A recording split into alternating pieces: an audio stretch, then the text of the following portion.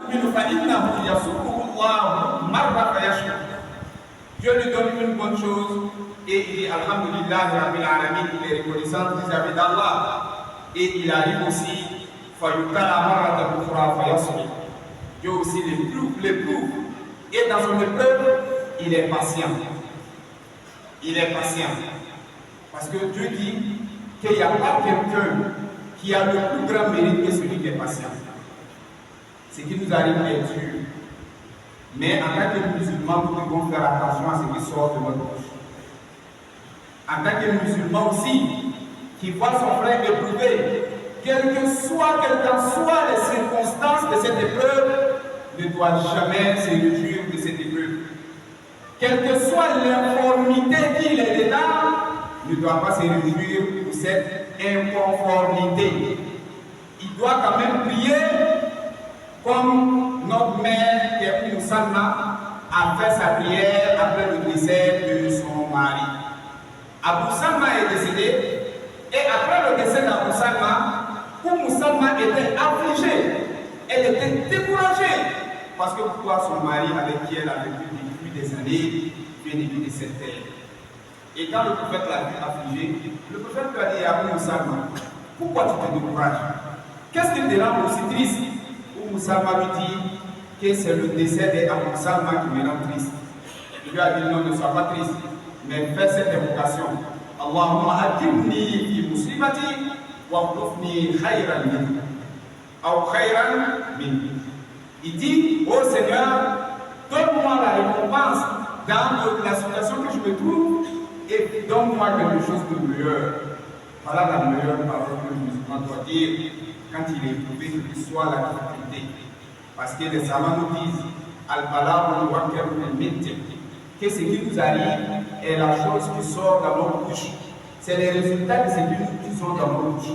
Si ce n'est pas parce que Yacoub alayhi salam a dit à ses enfants que si j'ai peur que vous partez avec Youssouf et que l'animal mange Youssouf, ses enfants ne n'auront pas cette malice pour pouvoir donner leur frère Youssouf au loup.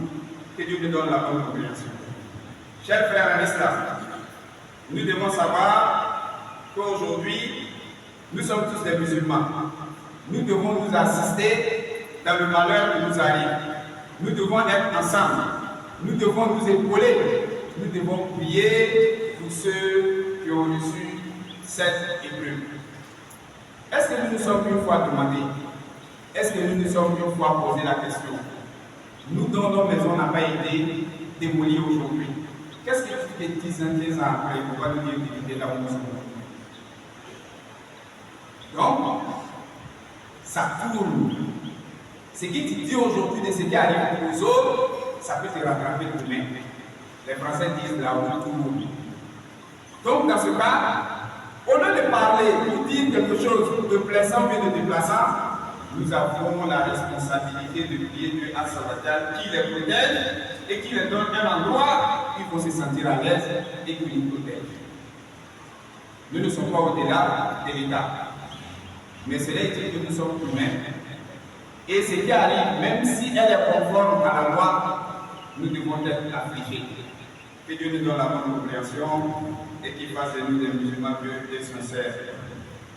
Allah Azza wa Jalla dit dans un autre verset, il dit wa ma asabakum min musibatin fil ardi wa la fi anfusikum illa fi kitabin min qabli an nabra'aha inna dhalika 'ala Allahi yasir. Il dit ce qui nous arrive sur cette terre. Pourquoi vous posez beaucoup de questions? Le Coran nous dit quand quelque chose arrive là, pourquoi tu te poses beaucoup de questions? Il dit tu penses que Dieu dans sa connaissance ne savait pas que ça va t'arriver? Non, il sait. Il dit il l'a équitable. Il dit avant que ça t'arrive là, lui il a déjà écrit ça pour nous tester. Lui il sait que ça va t'arriver. Mais est-ce que tu sais ce qui vient devant? C'est la question que nous devons nous poser. Vous ne savez pas ce qui va venir devant. Donc comme on ne sait pas ce qui va venir devant, on doit demander à Allah à ce matin qui nous donne le meilleur. Dieu, tu m'as éprouvé. C'est toi, tu sais pourquoi tu m'as éprouvé. Mais je te demande de me donner meilleur que ça. Je te demande de m'accorder meilleur que ça.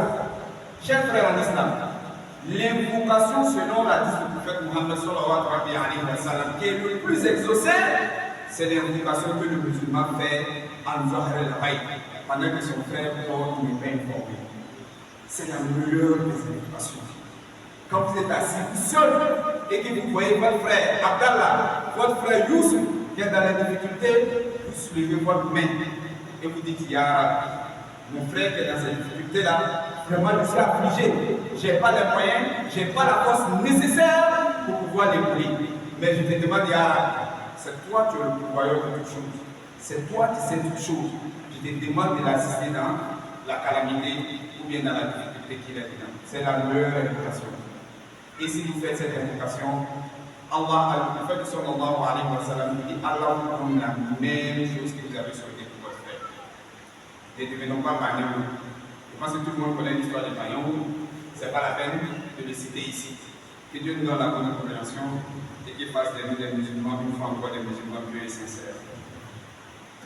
Allah dit encore dans un autre verset, il dit, lui nous a éprouvés avec le bienfait.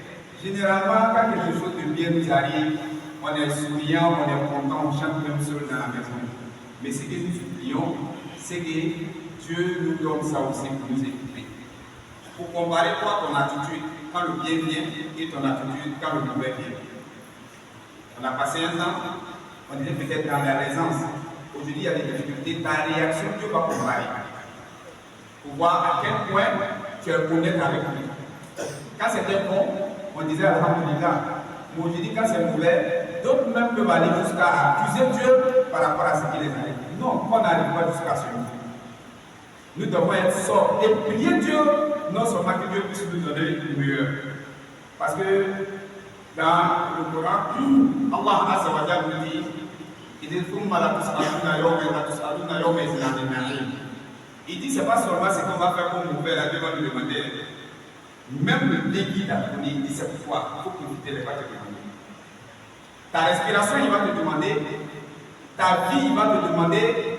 La nourriture qu'il t'a donnée, tu as mangé sans dire Alhamdulillah, ni Bismillah, il va te poser la question dessus. Donc il dit,